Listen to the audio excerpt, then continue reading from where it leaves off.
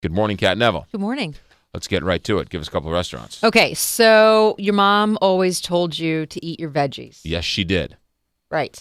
So now what's interesting is when you look at a lot of modern higher end restaurant menus, chefs are playing a lot with vegetables. And it's nice to see because we're getting such high quality produce from like all the heirloom varieties, right. and local farms are supplying directly to chefs. So the high quality, really great flavor and texture in these veggies. And so you're seeing some really fun preparations. So I have 2 vegetarian options for you. All right. I'm at a place in my life where that's not awful to me. It will not. And that's the exciting part, is that it's absolutely not awful. It's wonderful. All right. There is a new restaurant on South Grand. It's called Treehouse at 3177 South Grand, and it's entirely vegetarian and vegan. Bei Tran, whose family runs Mekong right there on South Grand, she is a vegetarian, and so she wanted to open up a restaurant that she would actually be excited to go to, and I had a chance to go. It opened up last week. It's brand new. The interior is very attractive. It was designed by Space Architects, and they're behind some of the city's most beautiful interiors. Right. And so the menu at Treehouse is broken up into small and large plates. And by the way, I want to give a shout out to their cocktail list. It's fantastic, and they have a really nice wine selection as well.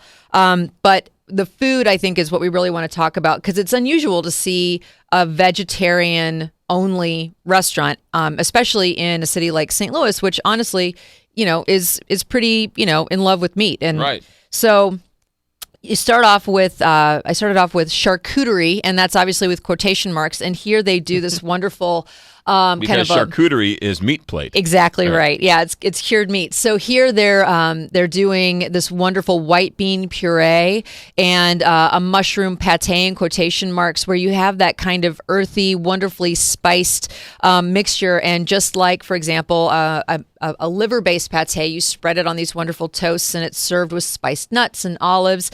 It's really has that kind of creamy texture that you're looking for, and really delicious kind of deep flavor.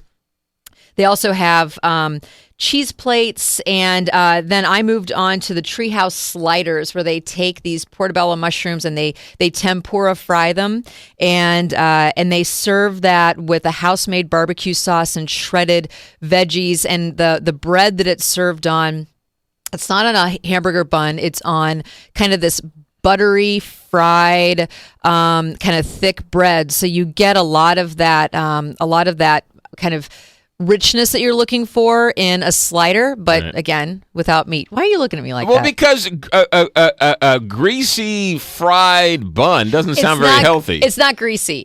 But you have, so it's not like just a plain hamburger bun like you would find right. on a mini slider. Right. They take this really nice kind of dense, almost French bread, and they've sliced it and then they've griddled it. Okay. So it's got a nice. It has a little texture to it. Yes, okay. Exactly. All right.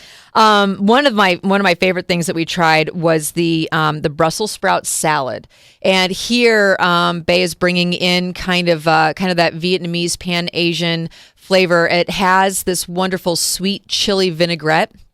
And so the Brussels sprouts are roasted and quartered, and they're served with this just really wonderfully julienned cabbage and mint. And so the mint really plays off the caramelization of the Brussels sprouts, and then kind of that sweet and spicy chili vinaigrette. It's really nice.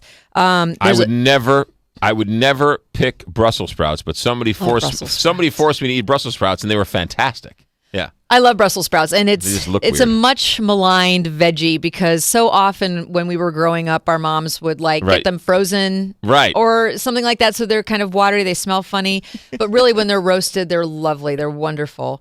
There's a fried beet dish where they take these really wonderful red beets, and again, kind of in a matchstick, and fried, and then they're served with a vegan aioli. But what I did, I also got these pan de queso, which is this kind of it's a gluten-free bread, and it's almost like a roll kind of, but it has some cheese in it, and It's served with 2 dipping sauces. One is a chimichurri and the other is a red curry. And so I dipped my beets into those two sauces, and it was fantastic. And what's wonderful is that all the textures in each one of these dishes is completely different, and the flavor profile, again, is totally different. I think a lot of times when people think of vegetarian food, they think boring. Right. And that's absolutely not the case. And especially here, I mean, when you think about Indian food, definitely not boring. Right. But usually, you can eat, vegetarian food. Let's go back to that slider for a second. Okay. Because if you're ordering a slider, yes, does it trick your mind into thinking you're getting meat, and yet it's pretty flavorable? It sounds very flavorable.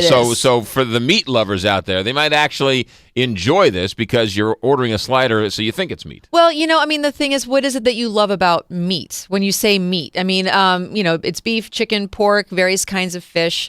What is it that you're attracted to? You're attracted to the texture of it. You're attracted to the umami, which is that kind of fifth taste that we find especially in Japanese cooking. And so a lot of that is a reaction to the proteins and, again, kind of that texture and fat that you get in dishes. So, when people say, well, I have to have meat to really feel like I'm satisfied, what they really are saying is that I want to have something that's filling, that I have that umami sensation.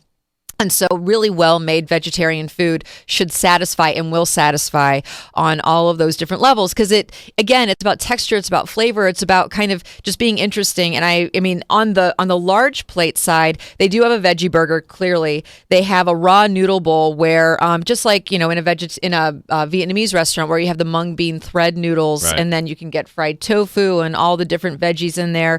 They have a black bean, sweet potato, and kale dish. I mean, it's a really well-rounded menu, but I also want to say don't skip dessert, because they have some really fun stuff, everything from like a strawberry shortcake to some vegan desserts where they have a raw frozen banana torte with dates and all this kind of stuff, and it's raw, it's vegan, and it's rich, and it's the best-selling dessert that they have on the menu. It's the Treehouse, 3177 South Grand, on the corner of South Grand and Connecticut.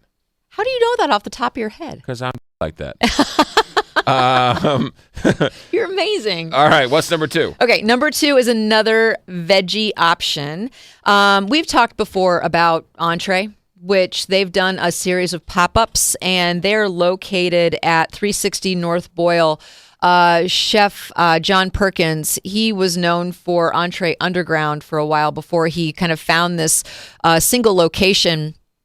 And he's now started doing these pop-ups. The first one was Lecoq, then it was A Good Man Is Hard to Find, and now it's Agrarian.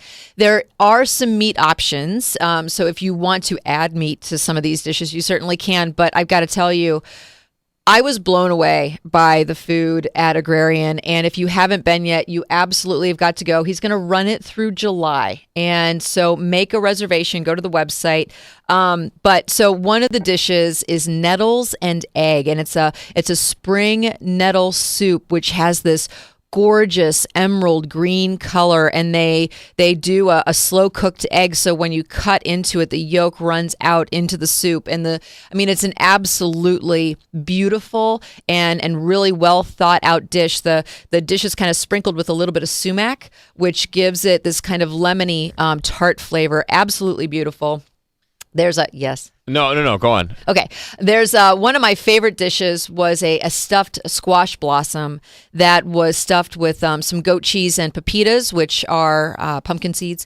And then it was tempura fried and served with black garlic, which is earthy and sweet and almost like molasses. And if you've never had a fried squash blossom, it is almost, it's almost ethereal, because you take this flour, and you by stuffing it with this kind of cheese mixture and then frying it, you get this crisp exterior, and the inside is like hot and kind of gooey, and it's lovely. All right, go back for a second and explain Entree, because some people understand it, other people don't. I half understand. The guy only opens up for a couple weeks and then he closes down, right? He has a space. So he has a space where he does a number of special events. So if you want to have a wedding reception or something like that, where he used to be doing pop-up dinners once a month in a new place all the time, now he has a permanent space, and he uses it for catering He has a catering kitchen and this kind of, special event area. And so what he's doing is pop-up restaurant. So rather than a single night event,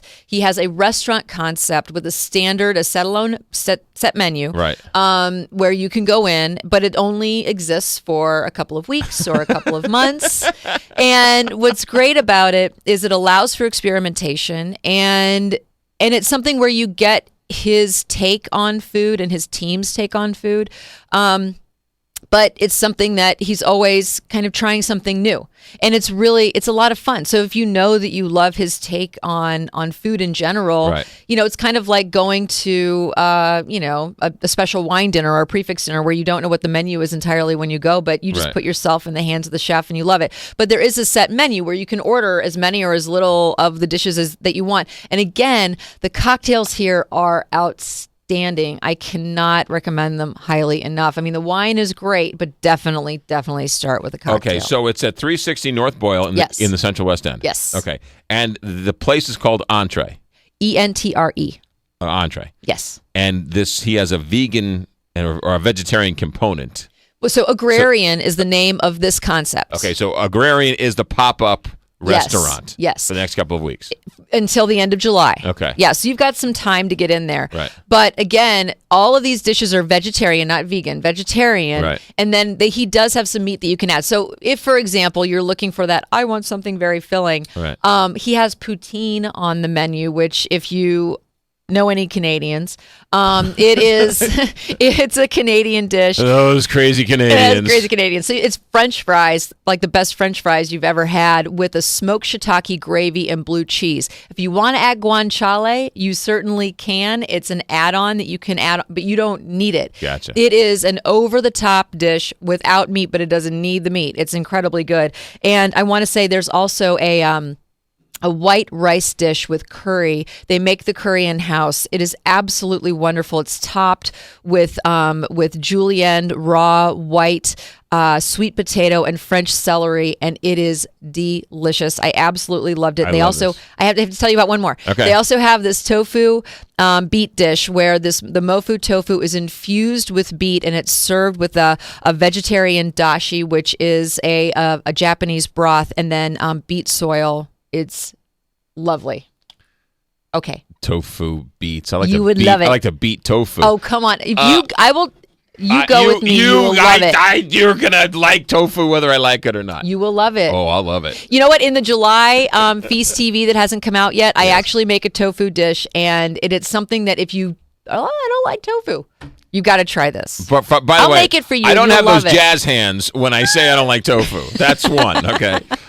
Feast Magazine, Feast TV, Feast Multimedia. What are we doing? So actually, Feast in the Park is happening every week. We just had it yesterday. It's our weekly food truck event, and it's wonderful.